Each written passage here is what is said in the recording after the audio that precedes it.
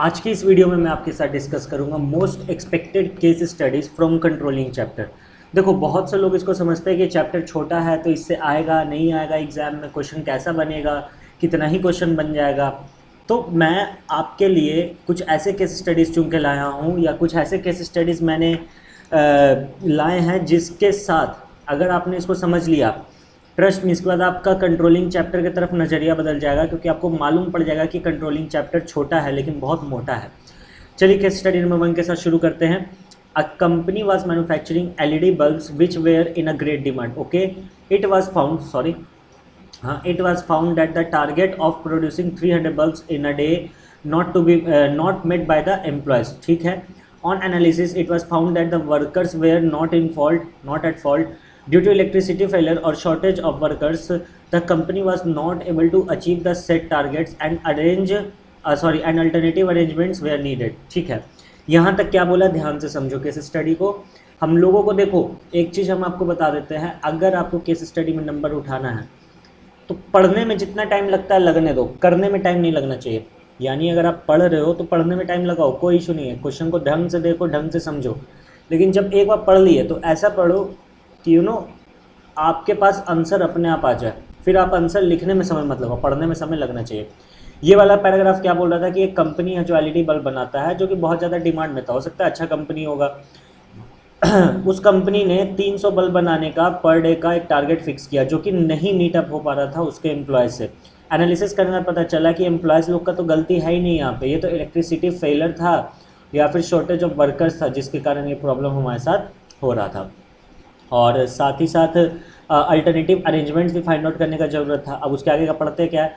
To meet the increase demand the company assess that approximately 88 additional workers were required to out of which 8 would be as work head of different department and 10 would work as subordinate under each department. बोला 88 लोगों का ज़रूरत है, जिसमें से 8 लोग क्या होंगे, हेड की तरह काम करेंगे, और बाकी के 10 लोग क्या होंगे, हर एक हेड के नीचे काम करेंगे।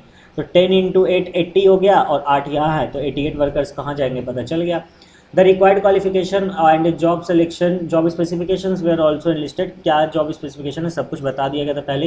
It was also decided that the necessary relaxation should be given to encourage women, people from backward and rural areas of people with specific disabilities to assume responsibility positions in an organization. ठीक है। All efforts were made to match the ability of applicants and the nature of the work. Identify the functions of management discussed above. Sir यहाँ पर देखिए ना, कुछ अजीब सा लग रहा है इस लाइन में। हाँ बाबू, इसलिए तो हम बोलते कंट्रोलिंग छोटा है लेकिन मोटा है। देखो यहाँ फंक्शन नहीं लिखा हुआ, यहाँ फंक्शंस लिखा हुआ है, एस एडेड है। एस एडेड है मतलब क्वेश्चन आपको हिंट दे दिया। ऊपर पढ़ने के बाद तो आपको लग ही रहा होगा कि देखो ना यहाँ लिखा हुआ है एनालाइज किया, यानी एस्टिमेटिंग मैन पावर रिक्रूटमेंट हुआ, कितना वर्कर चाहिए, किस तरीके का चाहिए, number and types of workers, वो सब पता चला। तो ये फंक्शंस है, यानी यहाँ सिर्फ कंट्रोलिंग का ही नहीं पूछ रहा है, कंट्रोलिंग का तो पूछेगा ही, ऑब्वियस ही बात है, चैप्टर ही वही है। साथ ही साथ किसका पूछ रहा है आपके साथ, सर एक और फंक्शन का बात कर रहा है। और ऊपर पढ़ के आप समझ गए होंगे कि दो फंक्शन यहाँ पे कौन सा, पहले तो कंट्रोलिंग और दूसरा क्या है, स्टाफिंग है। पूछ रहा है 2 स्टेप्स बताइए दोनों में जो कि फॉलो किया जा सकता है। तो कोई भी 2 स्टेप लिख दो, उसका भी लिख दो, क्या कहते हैं, स्टाफिंग का भी लिख दो और कंट्रोलिंग प्रोसेस का भी लिख दो। कह रहा है 2 वैल्यूज़ भी बताइए। चलो स्टेप देख लेते हैं कौन कौन सा स्टेप लिखा गया है। आप लोग का कन्फ्यूज़न दूर करने के लिए स्टेप देख रहे हैं पहले कि सर ये वाला तो हो गया था ना बाबू, ये थोड़े बोला कि नेक्स्ट 2 स्टेप्स बताओ, वो बोला खाली 2 स्टेप्स बताओ क्वेश्चन में। सबसे पहला का आंसर तो ये हो जाएगा कि स्टाफिंग एंड कंट्रोलिंग। स्टाफिंग का देख लो, 2 स्टेप ये रहा आपके सामने, एस्टिमेटिंग मैन पावर रिक्वायरमेंट्स, और दूसरा रिक्रूटमेंट। ये नंबर 3 नहीं होगा, ये नंबर 1 होगा, और ये नंबर 4 नहीं होगा, ये नंबर 2 होगा। ये कंट्रोलिंग का है। Comparing actual performance with the standard to identify deviation, हम लोग को मालूम है कंट्रोलिंग प्रोसेस का ये फंक्शन स्टेप है। Analysing deviation to critical point control and management by exception. Critical point control और मैनेजमेंट बाय एक्सेप्शन क्या होता है आप सभी को मालूम है ना। जिनको नहीं पता है काइंडली डिस्क्रिप्शन में दिए गए वीडियो को देख लो, लगभग 9 से 10 मिनट का है। This will save your life. ठीक है, एग्जाम में आपको बहुत मजा आएगा। यहाँ पे एक और एड ऑन कर दिया, टेकिंग करेक्टिव एक्शन। आपका मन है चाहो तो करो, लेकिन मेरे हिसाब से 2 ही लिखना, ये 3 लिखने का जरूरत नहीं है। The 2 values that the company want to communicate to the society, पहला वुमेन एम्पावरमेंट और दूसरा क्या है हमारे पास, काइंडनेस। समझ में आया? All right, so case study number 2 क्या बोलता है। AS Limited is a large manufacturing AS Limited is a large company engaged in assembling of air conditioners। AC का ये बेसिकली क्या करता है, असेंबलिंग करता है, assembling. Sorry, recently the company had conducted the time and motion study, जो हम लोग चैप्टर 2 में पढ़े थे, and concluded that on an average a worker can assemble 10 air conditioners in a day. एक वर्कर 10 एयर कंडीशनर को क्या कर सकता है, असेंबल कर सकता है। The target volume of the company in a day of assembling 1000 units of air conditioner. Company चाहता है कि एक दिन में 1000 एयर कंडीशनर्स असेंबल हो सके। The company is providing attractive allowances to reduce labour turnover and absenteeism. Company क्या कर रहा है कि कंपनी का 1000 जो यूनिट्स का एक टारगेट है वो अचीव हो सके पर डे वाला, उसके लिए कंपनी क्या कर रहा है, अट्रैक्टिव अलाउंसेस देता है। अट्रैक्टिव अलाउंसेस मतलब extra benefits to the employees या टू द लेबर, कि वो लोग कम से कम एब्सेंट करें, यानी कि वो लोग एब्सेंट ना ही करें तो अच्छा है। All the workers are happy, सभी वर्कर्स लोग खुश है। Even then the assembling of air conditioners per a day is 800 only. सोचा था 1000 होगा, बहुत मेहनत भी किया, अट्रैक्टिव अलाउंसेस भी दिया, लेबर टर्नओवर को कम करने के लिए, एब्सेंटिज्म को कम करने के लिए, और वर्कर खुश भी है, लेकिन फिर भी इतना करने के बाद भी सिर्फ 800 ही बनता है। To find out the reason, the company compared actual performance of each worker and observe through CCTV that some of the workers were busy in gossiping. Identify the function of management discussed above, state the steps in the process of the function identified which are discussed in the above paragraph. सबसे पहले तो भाई जो function यहाँ पे मिला है वो मेरे हिसाब से कंट्रोलिंग होगा, ऑब्वियस सी बात है, छोटा सा टॉपिक था ये। अब पूछ रहा है state the steps in a process of the function identified which are discussed above. यहाँ पे बोल रहा है कि स्टेप बताओ जिस भी फंक्शन का तुम बात कर रहे हो। यहाँ पे जैसे हम कंट्रोलिंग का बात कर रहे हैं तो कह रहा है कि कंट्रोलिंग प्रोसेस में जो कंट्रोलिंग फंक्शन का जो एक प्रोसेस होता है उसका कुछ स्टेप्स है, हमको वही स्टेप बताओ जो अबव पैराग्राफ में रिलेटेड है, ऐसे वैसे कुछ नहीं। तो सर सबसे पहले तो setting up of standard and targets, देखो 1000 यूनिट का टारगेट सेट किया। फिर सर दूसरा हो जाएगा मेजरमेंट ऑफ एक्चुअल परफॉर्मेंस, और तीसरा हो जाएगा कंपैरिजन, कंपेयर करना कि भाई एक्चुअल परफॉर्मेंस जो है वो स्टैंडर्ड टारगेट से अलग क्यों हुआ, और अगर कोई डेविएशन मिला है तो डेविएशन को एनालाइज करना। मेरे हिसाब से ये 4 होना चाहिए। आइए देखते हैं आंसर में क्या क्या है। बिल्कुल कंट्रोलिंग फंक्शन का था, setting of standard and target, measurement of actual performance, comparison of actual performance with standard targets and analysing deviation. बिल्कुल सही, यही होना ही था।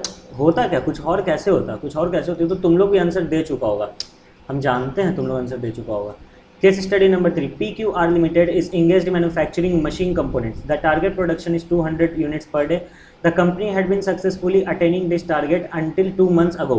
कह रहा है कि PQR Limited एक कंपनी है जो मैन्युफैक्चर करता है मशीन वगैरह को, मशीन के कंपोनेंट्स को बेसिकली, मतलब पार्ट्स को। ठीक है सर, आगे बढ़िए। दैट टारगेट प्रोडक्शन जो था वो 200 यूनिट्स पर डे का था, लेकिन कंपनी जो है वो सिर्फ और सिर्फ जो 200 यूनिट का टारगेट है वो पिछले 2 महीने से क्या कर पा रहा था, सक्सेसफुली अटेन कर पा रहा था, मतलब 2 महीने पहले तक अटेन कर पा रहा था।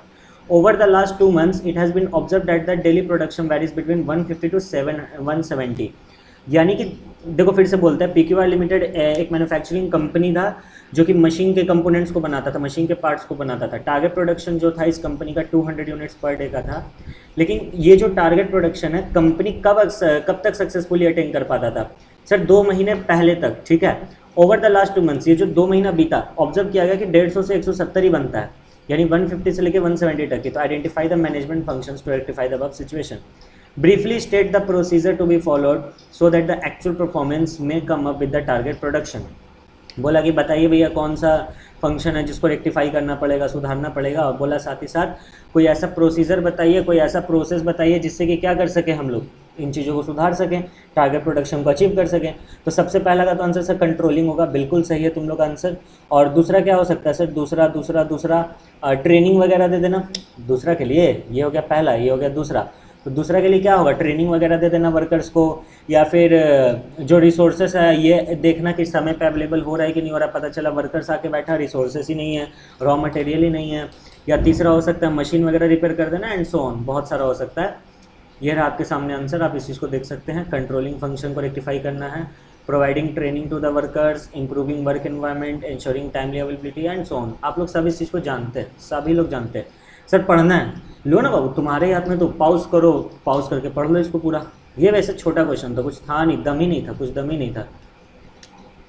सबसे पहला वाला क्वेश्चन पे बहुत दम था इस चैप्टर का ना, जो पहला क्वेश्चन डिस्कस की वो गजब था। ठीक है sir, Kapil and company is a large manufacturing unit. Recently the company had conducted time and motion studies and concluded that on an average a worker can produce 300 units per day. ठीक है भाई, अच्छी बात है।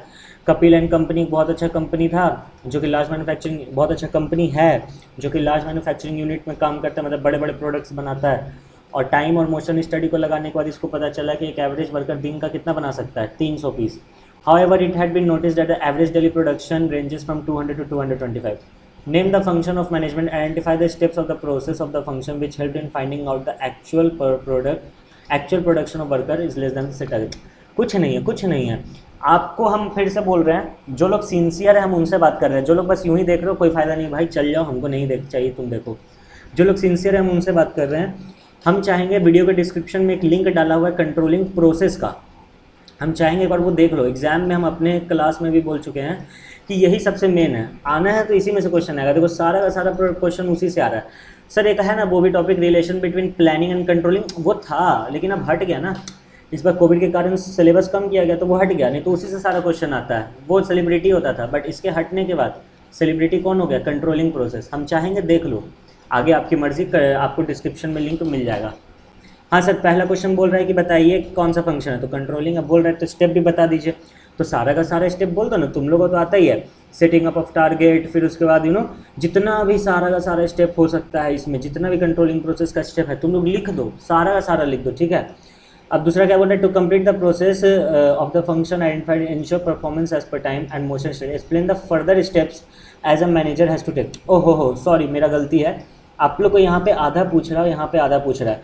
तो क्वेश्चन नंबर 1 का answer तो पहले होगा कंट्रोलिंग, फिर इसका आंसर में आपको लिखना है कि setting up of standards and setting up of targets.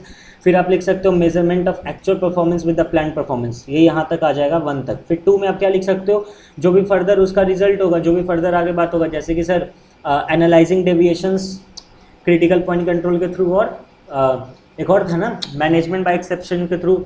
ये दोनों क्या होता है सर, कंट्रोलिंग प्रोसेस वाला वीडियो देखो, डिस्क्रिप्शन में सब समझ में आ जाएगा। और एट लास्ट क्या है, टेकिंग करेक्टिव एक्शन, यानी कि 2 पॉइंट इसमें आपको लिखना है, setting up of target and measurement, और यहाँ पर बाकी का 2 से 3 पॉइंट जो बच रहा है वो आपको यहाँ लिख देना है। देखो और गलती से कट गया, ये कटना नहीं था, कंट्रोल Z, ठीक है। देख लो ये नंबर 1 आंसर है बाबू, आप लोग इसको पॉज करके पढ़ सकते हैं। हम बिल्कुल वही चीज़ है जो हम आपको बताए हैं। ये अभी भी केस स्टडी नंबर 4 का आंसर चल रहा है, लंबा केस स्टडी था। चलो अब हम लोग बात करेंगे केस स्टडी नंबर 5 का। अब बस 2 केस, एक इस लास्ट केस स्टडी है, इसका खत्म। सर इसका 5 ही कराइएगा। हाँ बाबू, कुछ है ही नहीं, क्या करोगे। Taste buds limited is a company known for manufacturing good quality confectionery products. The automated system of production ensures uniformity in the production and quality maintenance. ठीक है, अच्छी बात है।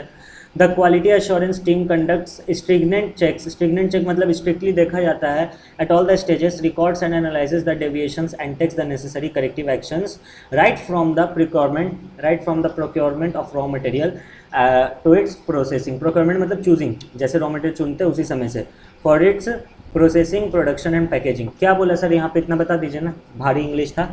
कुछ नहीं बोला कि टेस्ट बर्ड्स लिमिटेड एक कंपनी है जो गुड क्वालिटी कॉन्फेक्शनरी प्रोडक्ट्स बनाता है, मतलब खाने पीने वाला। वहाँ पे एक ऑटोमेटेड सिस्टम लगाया हुआ है जो है ना क्वालिटी मेंटेनेंस का ध्यान रखता है। कैसे क्वालिटी कंट्रोल होता है, स्ट्रिक्टली चेक रखा जाता है हर एक स्टेजेस पे, शुरू से लेकर अंत तक, ठीक है, कि कहीं कुछ गड़बड़ी तो नहीं ना हो रहा है। The company has a well-equipped in-house quality inspection cell where confectionery products are tested on various parameters and then experimental quality staff. ठीक है. In the context of the above case, identify and explain the function of management being performed by the quality assurance team. समझ में आ गया। पूछ रहा भैया कौन सा फंक्शन का इस्तेमाल किया, अभी लिख देते हैं, कंट्रोलिंग का इस्तेमाल किया। आपको कैसे पता चला सर, देखो ना साफ साफ यहाँ पे लिख रहा है, कहाँ गया कहाँ गया कहाँ गया कहाँ गया, भुला भी तो चाहते हैं हम, अरे कहाँ गया, चेक ऑल द स्टेजेस। हाँ देखो लिखा हुआ है ना कि हम चेक करेंगे, यानी कि हम एनालाइज करेंगे। देखो यहाँ पे एनालाइज द डेविएशन है, करेक्टिव एक्शन लेंगे एंड सो ऑन। तो ये सब किसका है बाबू, प्रोसेसिंग कंट्रोलिंग फंक्शन का ही तो है। Explain the statement, records and analyses deviations and take necessary corrective actions. बस आपको इसको एक्सप्लेन कर देना है कि यहाँ पे कैसे एक्सप्लेनेशन देंगे। सर यहाँ पर 2 बात लिख सकते हैं, देखो बहुत से बच्चे लोग यहीं फंसता है। यहाँ पर आप 2 बात लिख सकते हैं, एक क्रिटिकल पॉइंट कंट्रोल के बारे में लिख सकते हैं, और आप एक किसका लिख सकते हैं, मैनेजमेंट बाय एक्सेप्शन के बारे में लिख सकते हैं कि जो भी चीज़ हम देखेंगे, जो भी चीज़ हम रिकॉर्ड करेंगे वही हम ढंग से करेंगे, यानी कि क्रिटिकल पॉइंट कंट्रोल का हम इस्तेमाल रखेंगे। वो सभी के सभी मेरे लिए क्या होंगे, की एरियाज़ वाले होंगे। की एरियाज़ मतलब क्या होता है सर, अगेन रिपीटिंग, डिस्क्रिप्शन में दिए हुए लिंक को एक बार देख लो। 9 मिनट जो है ना आपका, वो आपका एग्जाम में बहुत सारा मिनट या बहुत सारा समय या फिर आप ही को बचा सकता है। कंट्रोलिंग फंक्शन बता चुके हैं, कंट्रोलिंग प्रोसेस जो कि हुआ है यहाँ पे, इसका बारे में बात किया जाएगा। जैसे देखो, compare the actual performance with the standard, critical point control, की एरियाज जो हम आपके बारे में बात किए थे, सारा का सारा आपको आता है, सारा का सारा। हेंस हम लोग पार्ट 1 ख़त्म करते हैं आज के वीडियो में, यानी कि स्टाफिंग, डायरेक्टिंग, कंट्रोलिंग, इन तीनों का केस स्टडी हम लोगों ने डिस्कस किया है। और सारा का सारा केस स्टडी कैसा है, सारा का सारा केस स्टडी कैसा है बताओ सर? सारा का सारा case study most expected case study है। जो ये वीडियो देख के जा रहा है, यानी जितना भी केस स्टडी का भी आगे 3 और चैप्टर्स हैं, उनके जो वीडियोस देख लेंगे, ट्रस्ट मी इन सब के बाहर कुछ नहीं आने वाला। एग्जाम से पहले अगर ये वीडियोस भी देख के जाते हो ना, और इससे पहले हम एक रिवीजन सीरीज डाले हैं जिसमें हर एक चैप्टर का ऑलमोस्ट 1 आवर का रिवीजन है। हम लाइव आके रिवीजन कराए थे 1 आवर का। सबसे पहले वो देख लो, और उसके बाद ये 6 से 7 वीडियो जितना भी आता है वो देख लो। इसके बाद तुमको कुछ और देखने का ज़रूरत नहीं है। रिवीजन करो अपना, एग्ज़ाम में जाके बैठो, 80 मतलब अच्छे से अच्छे नंबर को तुम अचीव कर सकते हो। चलिए फिर, thank you so much guys, love you all, bye bye. Before bye bye मैं आपसे कहना चाहूँगा कि अगर आपको ये रिवीजन सीरीज़ देखना है तो आपकी स्क्रीन पे वीडियो आ रही है, क्लिक कर लो, पूरा प्लेलिस्ट ही आ रहा होगा। और अगर आपको ये केस स्टडी वाला सीरीज़ देखना है, आपकी स्क्रीन पे एक और प्लेलिस्ट आ रहा होगा, उस पर क्लिक करके देख लो। चलिए, thank you so much guys, love you all, bye bye.